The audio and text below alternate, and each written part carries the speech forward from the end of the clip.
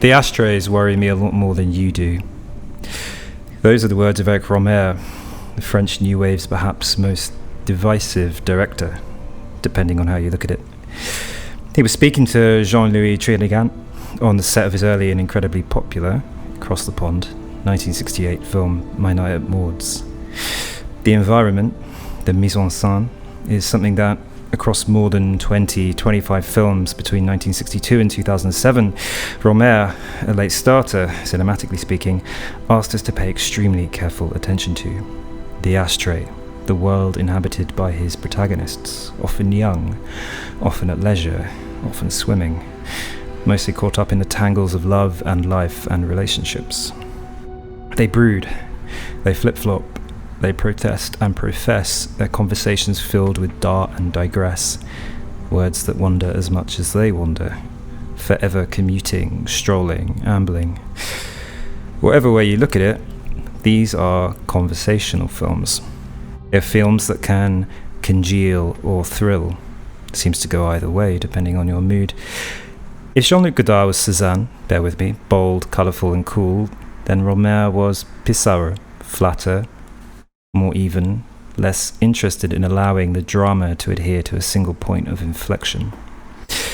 It's given him the reputation of a conservative, a classicist, the man chucked out of Carrière du Cinéma by the politically adventurous Jacques Rivette. Boo, boo. We must look at everything evenly in the pale grey light, says Rohmer. Distrust the obviously political. Keep everything at a distance. See what happens when people are people. In his own life, he was at various points a teacher, a novelist, an editor, a writer, a man who kept his filmmaking entirely secret from his dear old mum. Might have killed her. We might also say that Rohmer, and he hated this word, was the most literary among his coterie. And it is this literariness which expresses itself perhaps in his concern with cinematic series, with the grouping of his films together under themes. Maybe this is why he's a filmmaker who invites both passionate loyalty and diffidence, even boredom. But which will it be? A windsurfer, a woman's betrayal, a misunderstood meeting seen from afar in a suburban cafe. It's ordinary stuff, though elevated, the banal acquiring the lustre of the beautiful, but without, as we'll see, resorting to the kinds of visual foils and follies of his more brash counterparts. You're listening to MoobTube, the podcast that was always going to be cancelled by Kaye. We're joined by Igor Toronyi-Lalic, arts editor of The Spectator and director of the London Contemporary Music Festival. We're reviewing 3 films this week upon the occasion of the Comedies and Proverbs season of 6 films in a series of Comedies and Proverbs made during the 1980s by Éric Rohmer, however you want to say it. And we have 3 different stages of Rohmer familiarity. Owen came to Rohmer completely virgin, completely fresh. I lost my viewings. As we prepared for this podcast, I saw some Rohmer in my adolescent years, mostly the Moral Tales, and I'm now returning to Rohmer with the Comedies and Proverbs, and Igor is something of a Rohmerophile, a Rohmersexual. Igor, where did your journey with Éric Rohmer begin?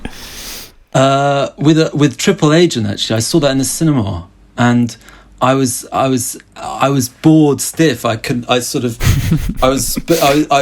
believe that this was a serious film by a serious director, and I wanted to walk out the whole way through until the very end, and it suddenly made sense. There was a sort of transcendental revelation at the end, and I was with someone who was just sort of looking at me endlessly, laughing, and he didn't get that transcendental revelation, and I did, and that then started me kind of obsessively watching every single one of his films, basically. And partly, the kind of the interest is this: why, he superficially seems to be against everything that, if you really like cinema, which we don't. Which we don't, yeah. But, it's the kind of idea that, the cinema, I read that, that Bazin had this idea that, either as a filmmaker, you believe in the image or you believe in reality. And I've always believed that the best cinema makers are the ones that believe in the image, who, you know, I loved Eisenstein and Abel Gance and these kind of great kind of inventors and experimenters. And here was Rohmer, who completely captivated me and did everything that I loathed about a certain part of cinema, which is making it literary, anchoring it in words, weighing it down in narrative. And yet I was obsessed. So I'm sort of... Yeah. There's a strange maturity thing about this, I think, because when you first come to big films and serious cinema, you're right, like Eisenstein or Tarkovsky, like wow you visually as visual inventors. And so in contrast, this seems something like you almost mature to. I think, if I'd seen this when I was, 18 or 17 or whatever, I don't know, I think I would have had a similar reaction to you initially, that kind of boredom. I don't know if I would have been ready for that kind of transcendental moment. And I think almost having lived, it's quite nice. And obviously Rohmer started making films. He tried to make films for a long time and didn't really start making, I think his first was when he was 41. I think I'm right in saying that. It's almost like he's obsessed with youth. Obviously your characters are youthful. It's kind of the distance you get as, being slightly older, maybe. Not that none of us are particularly ancient, but I think it's a way to look back at, your youth with a slight distance. And I think that's what makes it so fascinating, because it's, you've got this kind of emotional void between you and what's happening. Maybe I'm wrong about that. That ties in with his attitude towards politics, because especially I think as he got older he made more historical works, and I think he never ever included like contemporary events. Like he never made anything about 1968, or like the complete opposite of Godard, who was constantly like in this state, like a sort of like Twitter or something, like constantly feeling the need to respond to things. Yeah, Jean-Luc Godard would have been on Twitter, wouldn't he? What would his handle have been? Film JLG film at blue tick, definite blue tick. So we're reviewing 3 films. Just as housekeeping, we're reviewing 3 films. We're reviewing Aviator's Wife, Pauline at the Beach, and My Girlfriend's Boyfriend. So Aviator's Wife is about this woman who has a surprise visit from one of her lovers, who's just got married. He's an aviator, and her she's having a thing with this rather needy student called Francois, and he sort of bothers her and negotiates with her, and then follows this man who this aviator in the park, and then ends up in this flirty vibe with this young girl who he just bumps into in the park. It's quite it's a more sort of stretched out, like there are very, very long scenes in this film. It seems to have less of the kind of tight plotting of some of the other films we've watched, but still retains that real cerebral energy of Rohmer. It has 3, you could say it has three acts, I suppose, sort of 3 interactions, and which are kind of loosely tied together by a series of I suppose misunderstandings. A lot of it's about he said, she said kind of thing. And that's where the kind of the drama, such as it is, kind of arises. What's your take on it, Igor? How does this stand in the great pantheon? Yeah, I think I used to be obsessed with it, but I used to confuse sort of falling asleep to Rohmer as a sign that it was a good film. And that is a sort of weird, but I'm sort of saying that slightly perversely, but actually I think that's part of the charm. It is real. It is a realism that allows you to sort of drift off, because it is so present. I mean, this is one of the things I think is important to all of his films. But yeah, I think with Aviator, there's it takes place in Bourg-Chaumont, which is a great kind of park for kind of the surrealists used to walk there, and it's quite a sort of topsy-turvy park to walk around. And the main section of the film in which the sort of puppyish boyfriend is spying on the aviator, that's kind of a great sequence, because he bumps into one of many annoying Rohmer characters, Lucy, the teenager.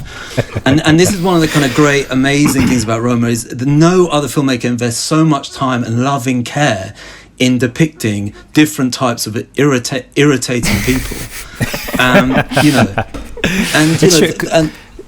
Yeah, because she's got this, I suppose, bang to rights energy about her. Sort of Francois is older, only 5 years older than her, but she's a schoolgirl. And she seems to have the kind of confidence and brashness of youth, which really he should have as well. But what kind of defines Francois, and what defines, I suppose, a lot of other Rohmer characters, protagonists, is a indecisiveness, a sort of awareness of what's right and wrong and what they should and shouldn't do, but a kind of vacillation between those things. And obviously, we're not invited into her world at all, this girl's world at all, because she actually actively pouts and refuses when Francois asks questions about herself. And it's quite. There's a pretty killer bit towards the end where he sees her snogging some other dude.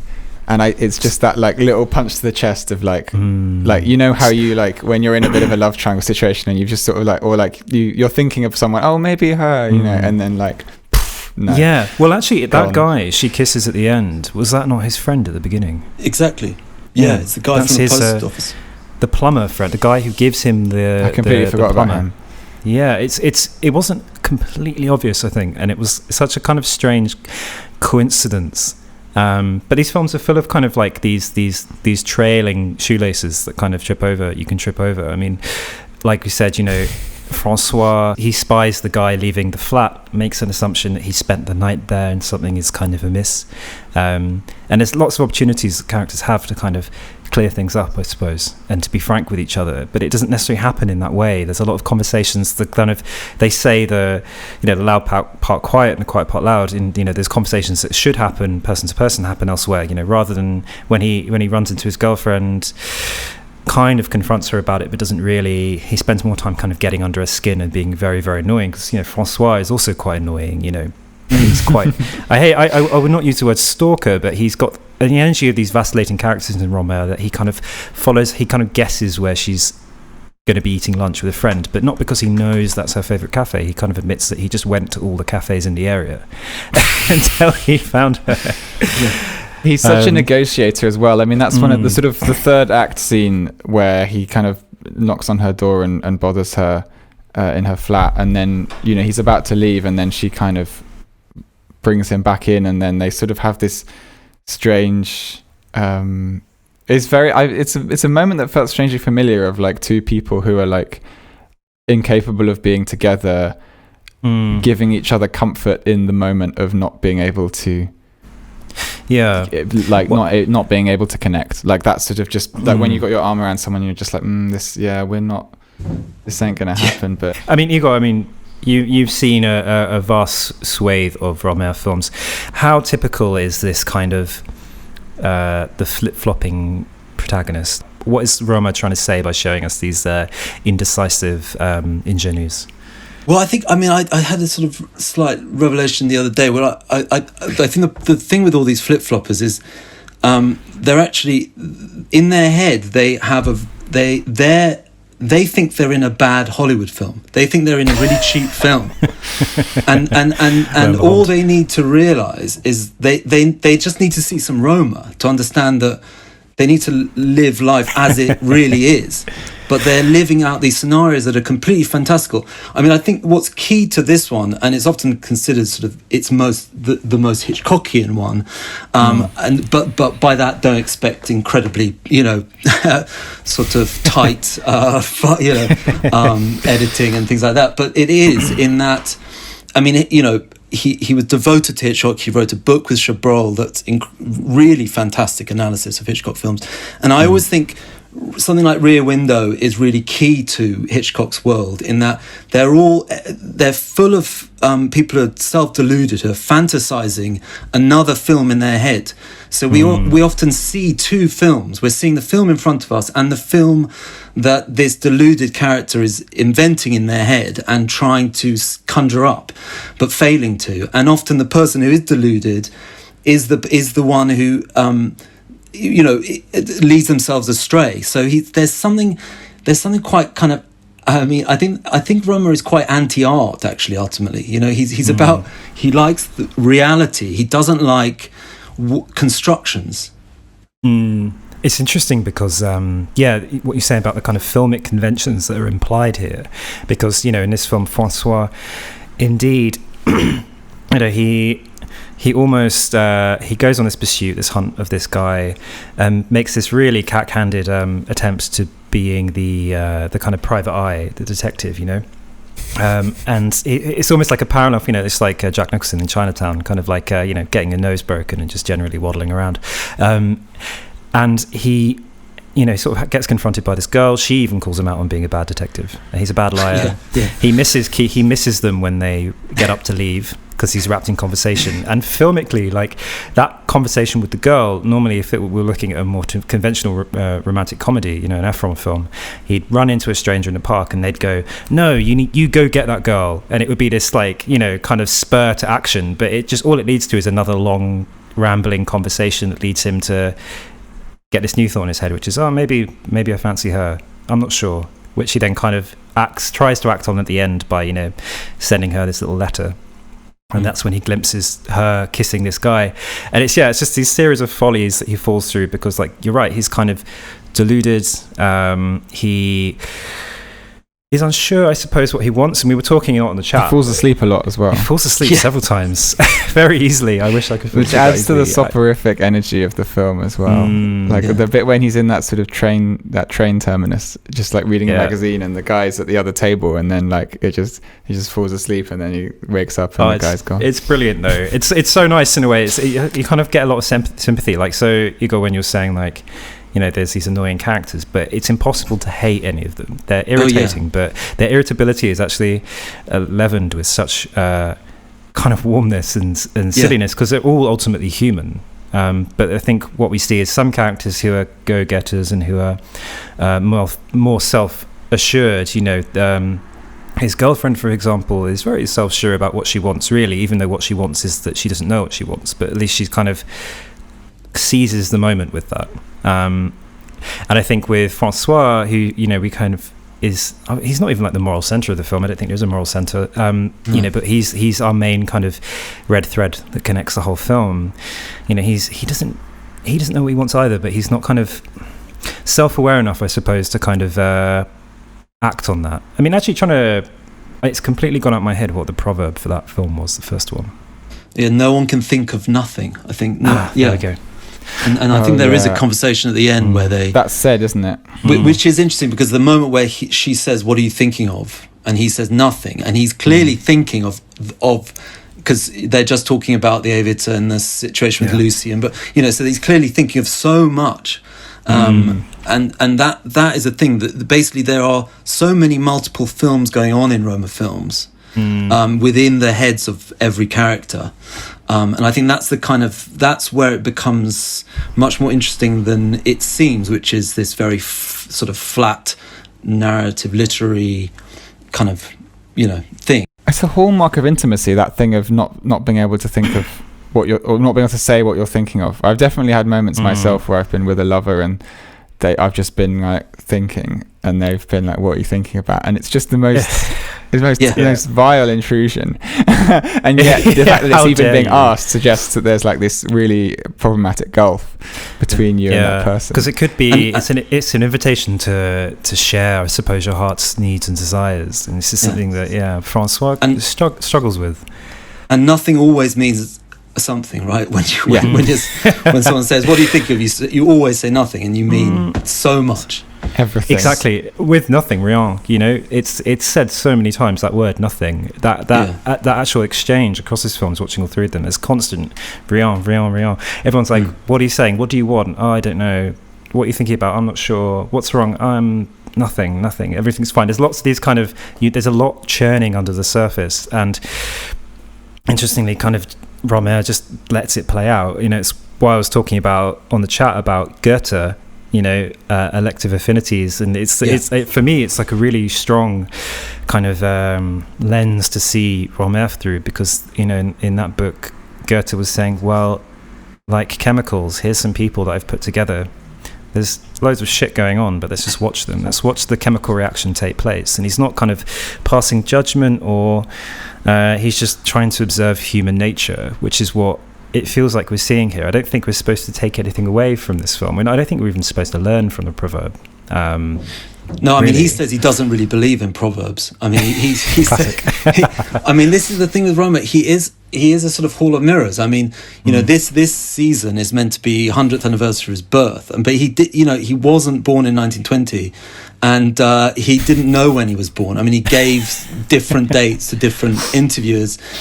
He didn't, you know, really know why he took his name. He doesn't really, you know, given the town of birth is dubious. His parents' names are dubious. You know, he it's never strange that did he's interviews. he's so vague about himself, and yet, like, in the process of making films, he was extremely specific. I mean, there was even I was reading a screenplay set in the metro that was all stacked up and ready to be shot, and then the ticketing system on the metro changed in such a way that would undermine a plot point within this film, and so he just cancelled it. I saw this. Yeah, it would be the manual just stamping these tiny of the little tickets, things, like with the green ray, like filming in the sunset for, you know, days and days and days until he could get that shot of the green ray. This was it, because this was the quote I did right at the beginning, the kind of I'm more concerned about the ashtray, which I don't think was completely sincere, but I think it showed that he paid huge attention to the material fabric of the reality around them. An object-oriented ontologist out on their lecture. Yeah, no, but this is the thing. Absolutely. Actually, he really is, and I mean, this is why I think I was attracted to him. Is he's not a literary filmmaker. He hated the close-up because he hated the idea that you just sort of you didn't get a character in space. It was always it's never just what they're saying. It's what they're saying in space, in a decor, in a costume. He was so specific about surrounding scenario, mise en scène. I mean, and he spent so much time sort of trying to work that out in a way that reflected back on the characters, and it's very beautiful. I mean, so. That's very subtle, but it's very beautiful, very seductive. Everything that he does. Yeah, it really is. I think it's in The Aviator's Wife, for example, when he's in the park talking to this girl. The camera occasionally kind of cuts to generally old women and old men ambling past them, and on the surface it's meaningless, but they're being observed. They're observing themselves being observed. There's a part where the aviator and what turns out to be his sister, one of many misunderstandings, walks past them, and they're concerned. They don't know how to act because they want to seem natural, and there's no reason why they would be in under suspicion at all at this point. And so there's lots of concern about how they're being seen, and lots of concern for Rohmer to see people. So there's all these. You're right when you say a kind of hall of mirrors. It's also a hall of lenses, kind of stacked up over each other, and that's kind of what makes it so interesting. And you kind of, it's nice because you kind of begin to wander around the screen a bit more, almost like it's a stage. You kind of look into the middle distance, and I the problem I guess with the close up, is you're looking just at that very focused portion of the body. Here, you're kind of enjoying the scenery, enjoying the landscape. Well, I wanted to mention this quote that he had, which I thought really gets the nub of it, where he had a problem with cinema because he sort of thought that. He sort of said something like, in learning how to understand the modern moviegoer forgot how to see. And I think seeing is so, I mean, it sounds kind of a bit wishy-washy, but I think really that's why he's constantly has this medium shot that's always a sort of, an average human being's kind of height. You're always seeing things in context and just trying to be present within the moment. And the problem with these characters is they're never present. They never they don't want to be in reality. They want to be imagining themselves in love in some terrible romantic film, or imagining that I'm in a sort of cheap second-rate Hitchcock film, and these people are actually plotting something really kind of second-rate. Actually, they're in a really interesting film. If only they could just stop and realize this.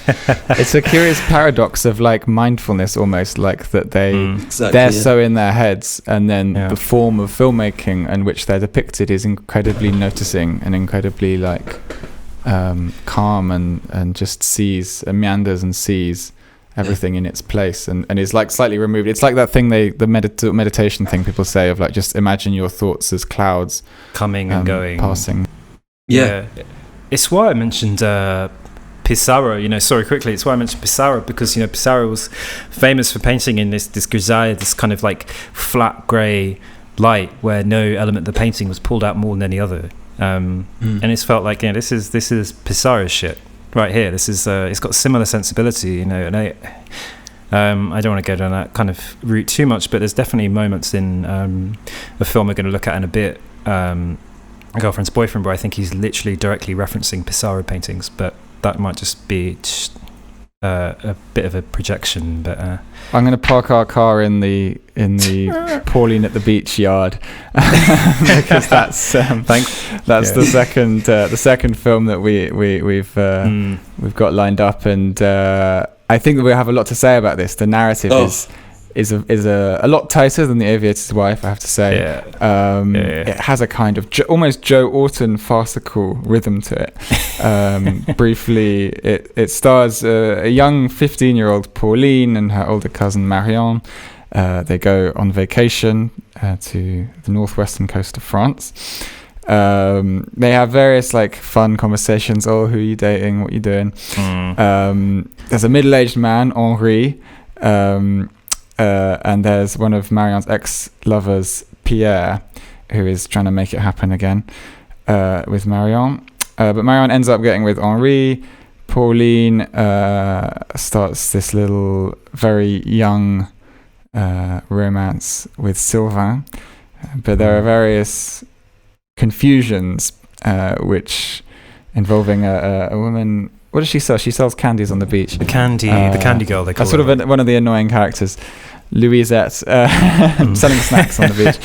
And basically a kind of a colossal misunderstanding occurs, during which the incredibly thinky Pierre sticks his nose in, which leads us neatly on to the proverb of Pauline at the beach, which is a wagging tongue bites itself. Qui trop parole, il se misfait, I think.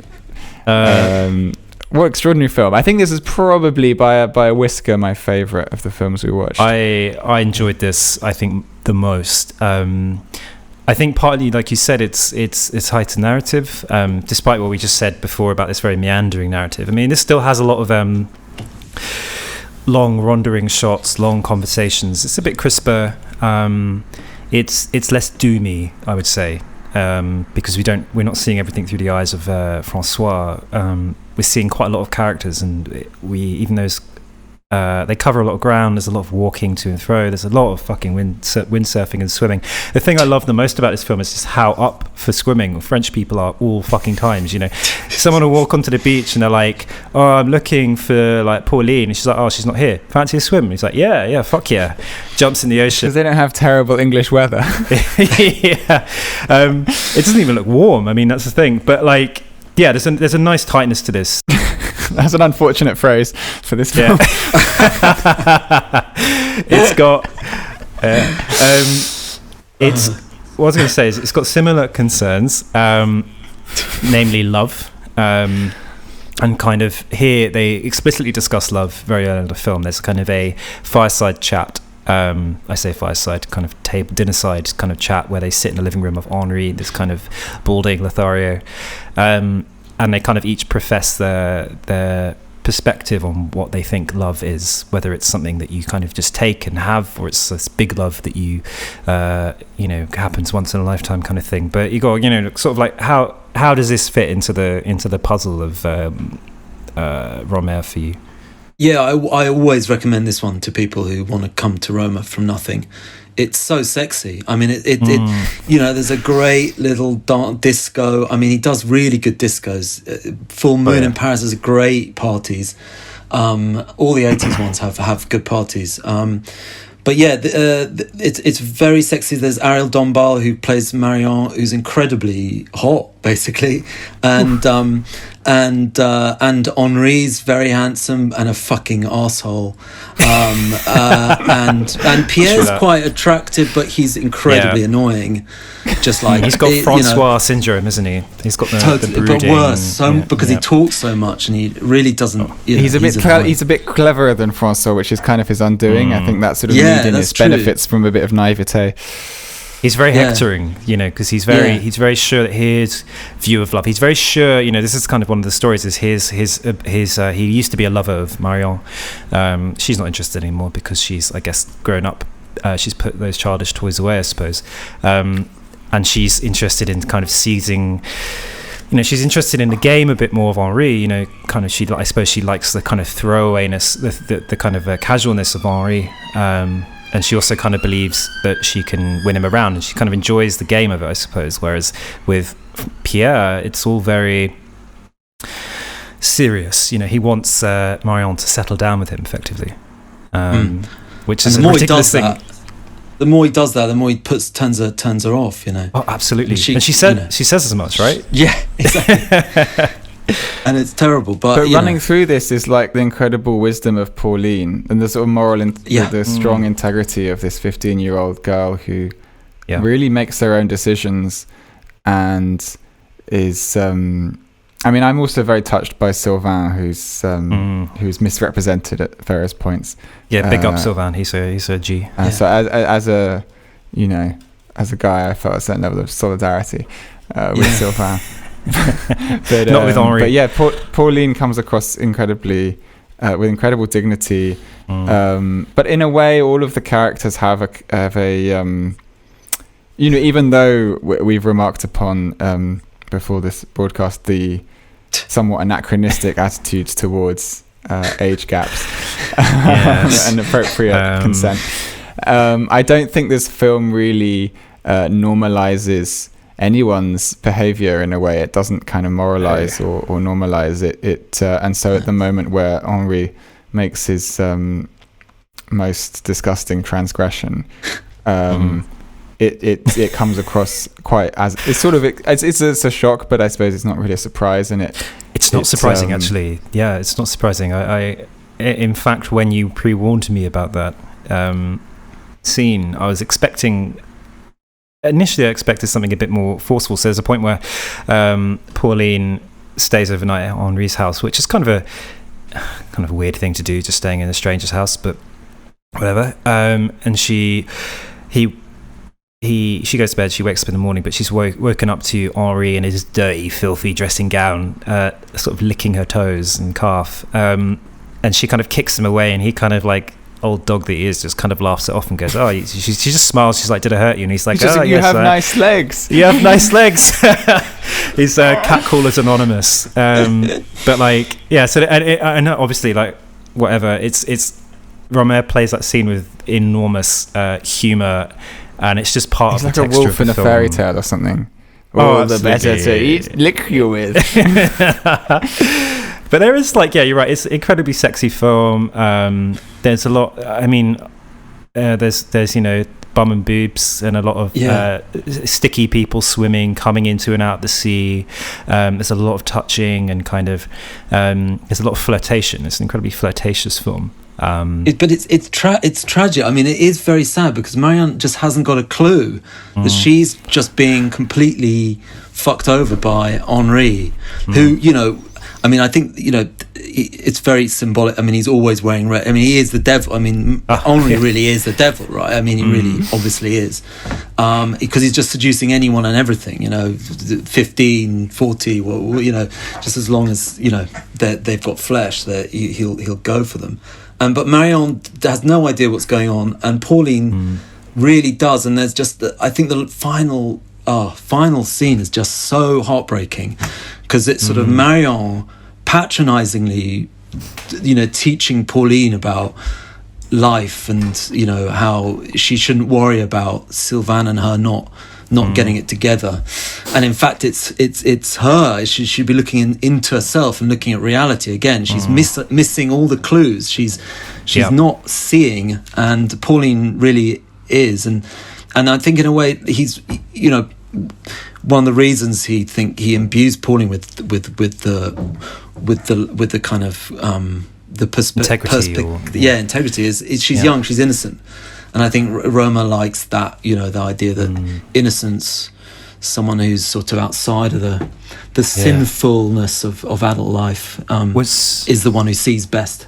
Yeah, because it's interesting because the chat in the in Henri's house at the beginning, where everyone lays out their thesis on love, Pauline remains silent throughout this. She's kind of watching, and she sees the characters make these I suppose ideal world statements about how they love, and then she watches the reality play out as a result of that. Sort of here's the thesis, and then we get the the antithesis. It's the proverb again, isn't it? The wagging tongue that bites itself. All these proclamations are actually kind of covering up for a complete ignorance.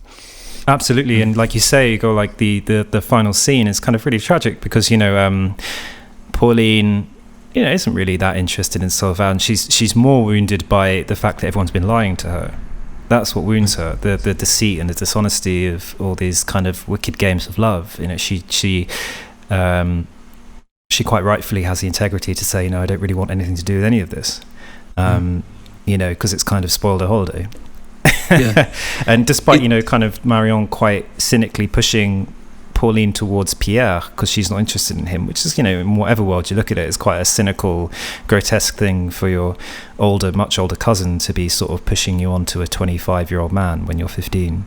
And I think that was one of those elements that's quite sad, and Pauline sees that for what it is. She's not interested in Pierre, and it's just this very sad, and I think there's a real tragedy and sadness around Marion. I think the kind of there's the interesting fact of the different acting styles, because I think what's interesting about the Comedy and Proverb is that it's a turn to the theatrical. I mean, if you think of the moral tales are considered sort of the literary adaptations, more something to do with literature, and then the short stories he'd written, weren't they? Exactly, and these are considered he suddenly has a rapprochement with theatrical acting, and what he sort of does with theatrical acting is he almost uses it as a tone, as a kind of there are certain people in real life, we all know them, who are like bad actors, and Aria and Marion is one of them, and she sort of everything's over the top, and whereas Pauline is completely straight and very real, and there's all sorts of so that's kind of interesting in this film. I mean, it's a bit in Aviator's Wife, and even more so in Ami, and even more so in Green Ray, but I think any final thoughts on Pauline à la plage? Watch it. It's a great one. It's a real, if you're going to start anywhere, start with Pauline. It's the inn, I think. Definitely, when I watched it, I really was pricked up my ears towards Rohmer. I felt this sold me. Aviator's Wife got me interested, and this sold me. I mean, for all the build-up to that last scene, which is incredible. I think there's also, I mentioned in the chat, there's a really interesting scene on the driveway, which happens sort of shortly after this misunderstanding, where kind of Henri kind of escapes suspicion by kind of pushing Sylvain into a bathroom with the girl he was shagging, the candy girl, and Sylvain, because he's a bit naive, takes the rap for Henri, and Henri's on this driveway kind of trying to explain that's just the way it is, kind of beautiful women, you can't help yourself, it's just the nature of love. And it's They're such a good projecting so heavily. Adults, it's just fuck adults. Also, just a shout out to that scene where Pauline and Sylvain get together when they stick on the vinyl and they're dancing. I mean, that is just such a fucking beautiful moment. Took me back to my first kiss, that moment. Totally, it really does. I mean, it really is one of those sort of, usually with Rohmer, it's a slow burn. Everything sort of adds up slowly and builds up. Whereas that is a sort of a real immediate frisson, excitement, and immediate, you are just straight back to your 14-year-old, 15-year-old self. And then when they have their arms around each other, it really reminds me of that first time that you feel, I can be with someone, we can hold hands, we can connect in this way of just being intimate. And it's very natural, it's not the cynical pushings and shovings of the adult world. It's this very natural, beautiful, organic scene of kind of not necessarily even sexual tension or whatever, of just intimacy. Really, really nicely done. Where was the innocence lost? onto our third and final film of discussion. Although I think we'll dissolve into a general Rohmer discussion as well. Boyfriends and Girlfriends, alternatively titled My Girlfriend's Boyfriend, Frenchly titled L'ami de mon ami. It's based on another repetitive proverb, my friend's friend is my friend. It is about, simply put, two women who end up kind of dating each other's guys. One of the guys is an old boyfriend, a relationship kind of falling apart. And the other is a man who's being teed up for Blanche. Léa and Blanche are, I think one of them works as a student, one of them is an administrator at the university. There's lots of women doing administrative jobs, which is interesting. And men doing business. And men sort of, like just, what even do the men do in these films? It's really escapes me, actually. They're all just kind of... they've all got a billionaire mindset. On the dole. They're just posting on LinkedIn. Sort of socialites, aren't they? The men, it's funny the gender roles. The men are socialites and the women are like girl bosses, but not really bosses. They're sort of secretarial underlings. But this film is also, shout out to Sergi Pontoise. Yeah. Sergi Pontoise, a new town. An absolutely beautiful town. I believe, Igor, you've been to this kind of new town. Yeah. I did a little pilgrimage. It's exquisite, and there's an amazing piece of public art there that you can see actually in this film being built. I mean, Sergi was just built when he moved in. You can see they haven't laid the grass, which should be where the soil is in front of these white classical buildings. To me, it's really interesting because amongst the three films that I saw here, Rohmer seems for the first time kind of interested in social status and kind of the bourgeoisie or the new bourgeoisie in a kind of explicit way. I don't think he's saying much about it, but he's kind of putting it, in the lens. It's not the Paris you've seen, ladies and gentlemen. This is like a, this is the Paris of almost like of Tati, isn't it? Of Playtime. This is the kind of new, super modern Paris, and it provides this really elegant, this very elegant setting for the action that unfolds, rather than grotty, dirty old Paris and the 18th arrondissement. This is, a very clean and empty, and for that it has this kind of Antonioni energy, actually. Yeah, these true. Big boulevards, and there's lots of scenes where the camera is positioned up, the alleyway with this huge, comically large clock at the middle of it, and it just provides this very beautiful setting. But they're kind of the interesting kind of rendezvous and so on kind of happen along the towpaths and down the river, and there's this kind of contrast of this quite clinical modernist environment and these kind of dark alleyways, which I found quite interesting. Do you think he's saying anything with that? Yeah, I mean, he is, he's a conservative in a sort of paleo-conservative fashion. He really believes in nature. He was always an environmentalist, a monarchist. I mean, he's sort of, he's really old school conservative. He hated new towns, and he believes that, I mean, nature is always there as a sort of prizing open of the person to a sort of transcendental moment, and that's where that moment of emotion happens, a moment of realization for Blanche, that her and Fabien should probably be together. And it's the city that provides this sort of set for these empty games, or this new town especially. And you got to remember that he did a whole documentary series on this town, on the building of this town. Wow. And because he was very exercised about new towns, and he hated this kind of, he thought architects were vile, for they're the only artists who destroy in order to create. I mean, he hated painters too, but he hated architects even more, because at least with painters you don't have to destroy the Louvre to make a painting, but with architects you have to actually destroy some bit of countryside or old building in order to build something new. But what's so weird is when I watched this film, I fell in love with this new town. So he's, he is that generous a filmmaker that even the things that this is where, he is right in his neutrality. He's not moralizing about Sergi, even though a lot of commentators think he is saying something sort of negative about Newtowns. I fell in love with it.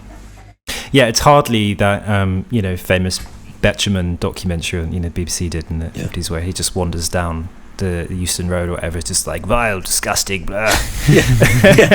Like, just shout out to that film because it's on BBC iPlayer. It's an incredibly brilliant 23-minute film where Betjeman just kind of like, in later years, advanced years of his life, just sort of like oozes down towards Tottenham Court Road and just kind of like harasses people who live in buildings and sort of like, you can't like it here, it's horrible, and they're like, oh no, it's actually quite clean and nice. He's like, no, disgusting, vile modernity. It's very good. It's interesting coming back to the theme of thoughts or like interiority versus like mindfulness or nature or connection. There's sort of because connection to things that we can just sort of accept and that sense of distance. I guess there's a real focus here and in The Green Ray on like the avoidant tendency in romance, because as you say, Igor, like Blanche is never more flustered and confused than when in the city. She's constantly unsure of her instincts, people often are told to go with your gut, and I think she doesn't really know where her gut is much of the time when she's in Sergi. She's another Francois in that sense, sometimes. Yeah, I mean, she's sort of holds more dignity and pose than Francois, but yeah, she has this real. She's caught, and so is Leia in a way. Like Leia doesn't really know. It's only like going off to the country that. To see her with this other lover that gives her clarity about how the relationship with Fabienne is essentially expired. So these two people can't really see things for what they are in the city, and it does make me think of The Green Ray, which unfortunately I'm reticent to go into huge depth about it, Owen, because you haven't had the chance to see it. But well, I'm going to. It's on my next list. It's going. It's a tremendous film, The Green Ray, and like really, it's about this woman who goes on this. She's supposed to go on holiday with her boyfriend and it all falls apart, and so she's sort of not sure where to go, and then she makes several trips. Like one of them she leaves early, and the other one she stays around for a bit and ends up in these strange conversations with people who are romantically interested in her, and she's just not inspired by them, and it's quite easy to see why. Often they're sort of losers, really. But it's a very beautiful film, and it's centered around this metaphor of the Green Ray, this event that happens sometimes during a sunset, where as the sun dips below the horizon, a sharp, small, tiny ray of green appears on the skyline. I mean, you see it in that film especially, but he was, the other thing to say about Rohmer is he was very Catholic. He was very theologically minded. He read, he was very devoted to Pascal in some ways. I mean, you see it literally in Menachem Maud. And in, I think, another one, I've forgotten, he does mention that wager. But, and there's these, I mean, in that film, there's a lot of astrology, and there's some the sort of analysis of basically a lot of Rohmer is all to do with these people who can't see reality, and reality is offering them these moments of accident, these chance moments where people meet up that shouldn't, things happen that throw them into situations that could offer up something very real and true, and they miss it. They often don't understand what's going on, and for some people is a sort of moment of grace. This is a moment, almost like some sort of transcendental, and it's sort of moment that seems very sort of modest. I mean, it's sort of, but it is these, that I think is something that I think makes these films again a bit richer than they seem, and they last longer because of this kind of strange idea that actually he is thinking in a transcendental way, and that doesn't immediately come across. Yeah, I mean, it's interesting because if you look at Minette at Maud's, Jean-Louis is in a way has this self-deceit about his belief that he's fallen in love with this girl he's never spoken to, and kind of his morals and his needs clash, because he shares a bed with Maud, and his kind of principles hold out. I suppose the natural thing would be that he would sleep with her, and this doesn't happen. And that's the kind of this moral quandary at the center of it. And actually, when I saw that, it seems to be the most explicit moral quandary of all the films. It's like that's an early one, and then Rohmer kind of made these kind of moments of realization, or these kind of cruxes, less explicit, actually. So I think that film seemed very, very prominent, the kind of quandary, whereas, as he got on in years, he made films where the quandary was more diffuse and spread throughout the film, which is interesting, at least. I mean, and actually, My Night on Moors was another film where landscape and scene were really interesting to me. When they're walking above the city in the mountains with the snow softly falling, is an incredibly moving piece of cinema. I felt very kind of very bathed in it. I was thinking about crushes and sort of cathexis, and one thing when you mentioned Goethe, that the Sorrows of Young Werther pops up, which is like a really seminal piece of literature, basically about someone who falls head over heels in love with a woman who's completely unavailable. She's already married, and the whole book is just these letters that he writes about his anguish and pain and sorrow. And it was like one of the first books to be about one man's feelings, and it kind of led the way for the men's rights movement. It led the way. No, I mean, that Kantbot is very into the German Rancid. It's genuinely like there's a real. Goethe was the first Volsal, Absolutely, 100%. But there's a relationship between that mode and then these sort of diffident negotiating figures. But I was thinking about one of my favorite phrases that I saw on Twitter many years ago. Being in a crush is just being in a committed relationship with your own mania. And I think that like what Rohmer manages to show in these films is these people who really try and make it work and try and sort of go away and think, what do I think about this person? Okay, I've decided I like them. Right, I'm going to go to them with that. Okay, hi, I like you. Which never fucking works. And then there are these people who sort of just like glide along and go, this is. Oh, you sure? Okay. And then something kind of happens without them trying very hard. And it's that like beauty of surrender, that beauty of the involuntary in love, which is like this thing that people like. You have to wait around for it. This is why it became a bit of an obsession. I think there are sort of very few filmmakers who actually teach you something. I mean, he's not didactic, and yet I do think I become a better human when I'm watching Rohmer. I become a more attentive human being, a more kind of generous human being to all our irritations. And Green Ray is an amazing array of irritating people. Everyone in that film, everyone is irritating in some way, that's kind of fascinating.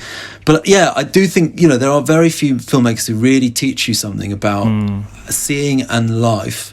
And I think it's more than just love, although there are great little bon mots about how to deal with love life. Even Henri has a really good one. Anyway, even the bad characters have kind of interesting insights. But it's actually about just teaching you how to be attentive. Yeah, and I don't think that Rohmer is saying, so with boyfriend's girlfriend, for example, I don't think he's saying, you should be with this person, this is correct for you should be with this person, you should act in this way. He's just kind of observing and saying, well, this is how, like I said earlier, elective affinities, this is how these kind of elements mix together. And as an observer of human mores and human behavior, he's like second to none. Sort of, that's why I said earlier about the kind of banality of it in a way, and the banality is beautiful.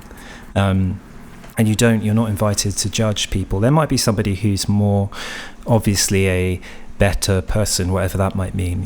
Maybe Pauline and Pauline at the Beach is this kind of moral center, but you're not supposed, like with Henri, you're not supposed to kind of hate Henri. You're supposed to kind of allow yourself to understand their thinking a little bit, and you listen to them more attentively as a result, actually, and you don't dismiss Henri as the big bad wolf. And actually, interesting, I think he does refer to himself as a wolf in a negative, but it's something that happens in The Aviator's Wife as well. The girlfriend refers to herself as in a negative as a she-wolf. as well. So people are kind of aware of these perceptions of themselves. And I think, from watching these 3 films in this very concentrated little week, there is this real attentiveness to it, and it's kind of hard to look away. Surprisingly, for such a on the surface boring cinema, it's hard to look away, because you want to watch where the conversation goes, even if it doesn't really go anywhere. I kind of found that quite surprising, but yeah. There is one big problem to Rohmer, which is that it's realism without actually being very real. It's a France that is pretty it's pretty monocultural and conservative in that way as well, which is very seductive, and especially I think French people probably don't like Rohmer as much as foreigners. I mean, you're offered a slightly touristy perspective from France. I mean, I'm always sort of slightly berating myself for liking Rohmer, because it's sort of, what am I liking? Am I just liking an Eiffel Tower postcard? But I think there is, and there is the conservatism which from that kind of slightly, less attractive kind to the other thing which I think he explores, which is very present in in the only political film he does, this environmental film, La Mer, l'Arbre, and La Médiathèque, which I think has the best. I think it's one of the best films actually that he's made, and it's a great title, the Tree, the Mayor, and the Media Library, and I mean, for the best, and in that one he makes it. He has this sort of these chapters, and each chapter begins with a school teacher teaching kids about declining the conditional tense. And I think the conditional tense is the key to understanding Rohmer, and it's the key to understanding his conservatism, because it's a kind of, essentially he's a sort of counterfactual historian. He's saying, look, life doesn't have to just continue down some route that is inevitable, this leads to that. Actually, grace comes along, attentiveness comes along and upsets that, and and we should always be looking to what, if this happens, what could actually happen. And that, what he's describing there, is not just sort of a type of conservatism, is the core of interesting filmmaking, because that is where interest comes from, these accidents. So that to me is a sort of something that really shows up in that film, but is basically a kind of manifesto to how to see every film of his. But that's a real tangent. That's a great point to add. I think it puts it more in context of Rohmer's work, because we've looked at a very thin snapshot, haven't we, really? We've looked at 3 films from a series all in the 1980s. I watched the Marquise of O recently as well, which was this historic, because I'm a big fan of Kleist, and that had a much more almost sort of Bresson style restraint to it, and he was quite a big fan of Bresson, but as you said, Igor, not a big fan of close-ups. And I think it was sort of Bresson without the close-ups, that film, and with an even more sort of contrived acting style. It was as idiosyncratic as a Kleist adaptation must be, I think. Did you see Triple Agent, Owen? I haven't. That's again. No. No. I'm sorry. Don't apologize. In the Roma fan club, I'm scoring C's. I think this is a nice thing, because often with this podcast, we'll see a film by a filmmaker that I really adore, and then maybe kind of move on to other things, and I feel like Rohmer is a lifelong friend now, which I think is pleasing, actually. Yeah. Thank you very much for joining us, Igor. It was a real pleasure. Joy. It's a joy revisiting these films. I enjoyed having your deep insight and knowledge of Rohmer. Because it's we don't necessarily often, we might go in blind on a brand new director, and sort of go in on gut instinct, but it's really good to have context and an awareness of the canon, I think, because we don't always have that. We're no longer tired of experts. We've shared that. I think it's quite good to go in blind. I mean, the thing is, I don't really know a huge amount more, really. I've just seen them all. I've just seen them all and nearly interviewed him. And that, you see, that I've realised is a classic Rohmer story, because I've misremembered why I didn't interview him. I in my head, he died in summer and his distribution company all went on holiday, and which is the plot of Seigneur de Leon, where everyone leaves, his first film, where everyone leaves Paris and this guy who's going to get loads of money ends up having no money and becomes a tramp. And I thought this is why I couldn't, Rohmer, his distribution company went on holiday and Rohmer died. And I would always tell everyone that this is why I didn't interview Rohmer. And then I found out he died in January, so that's just a lie. I've made that up. I totally deluded myself. Anyway. Oh, God. Anyway, you're living the life. I do. I am living Rohmer. Yeah, we're all in Rohmer films, and we don't realise that's the problem. Yeah, the other thing about those characters is they're all like, I often think like those characters, they're moving between different Rohmer films. Like, I feel that, Pauline, when she's older, she'll end up in like Ami de Mon Ami or whatever. Everyone is just endlessly at different stages moving between different characters, between different Rohmer movies. I feel like lockdown has made all of us. Everything's become very Rohmer, because we were all sort of. I'm bumping into people, because everyone's just there in their flats. So you're just meeting everyone, and everyone goes to the same shops, and you're having to avoid the people you don't want to see, and that sense of place is right there. Next week will be our 25th episode, which is something of a landmark, and we will be having a little Halloween special reviewing Cure by Kiyoshi Kurosawa. So no relation. Listeners should go towards that film in the intervening 7 days. Thank you very much. Stay safe. Yeah. Bye-bye. Farewell.